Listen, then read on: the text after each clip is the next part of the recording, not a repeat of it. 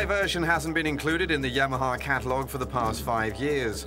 During this time, riders who appreciate simple and affordable roadsters have had little choice but to turn to other constructors or settle for the XJ6, which for some is a little too sporty. But the legend is now back, with its all-new bike, modern, alluring, playful and obviously inexpensive. You'd be hard-pressed to find a finer location than Sydney to test ride the two versions of this diminutive little Yamaha.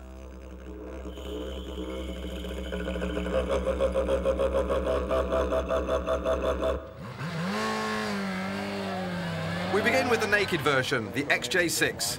Simplicity at its finest, this XJ6 is both safe and sound, super easy to ride and as good as it gets for in-town use.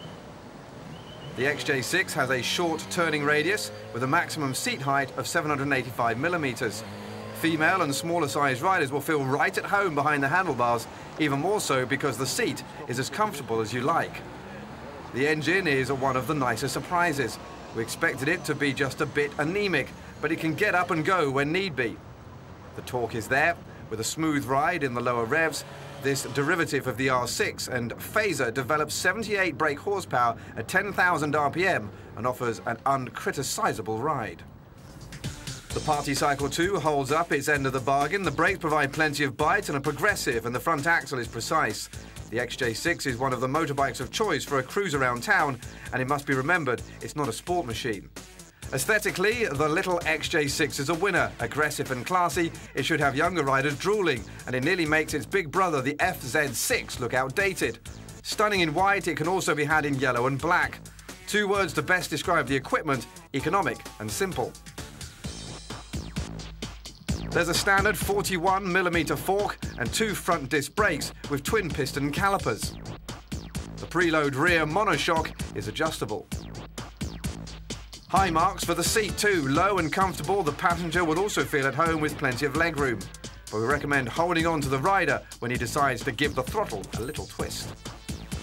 Despite the difficult economic period, Yamaha offers plenty of standard issue gear for an entry-level bike at a reasonable price. The instrument panel took its inspiration from the XJ6. It's both complete and easy to read. Yamaha is also introducing a semi-fairing version of the Diversion. Based on the XJ6, it has the same characteristics, but there is a semi-fairing for improved stability. Not quite as easy to ride, nor as fun, it is also heavier at the front and is a better choice for long rides on the open road, especially with its large 17-litre petrol tank.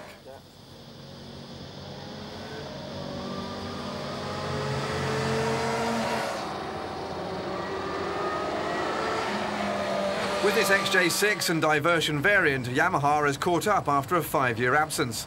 The Suzuki Bandit, Honda CBF 600 and Kawasaki ER6 all now have some competition.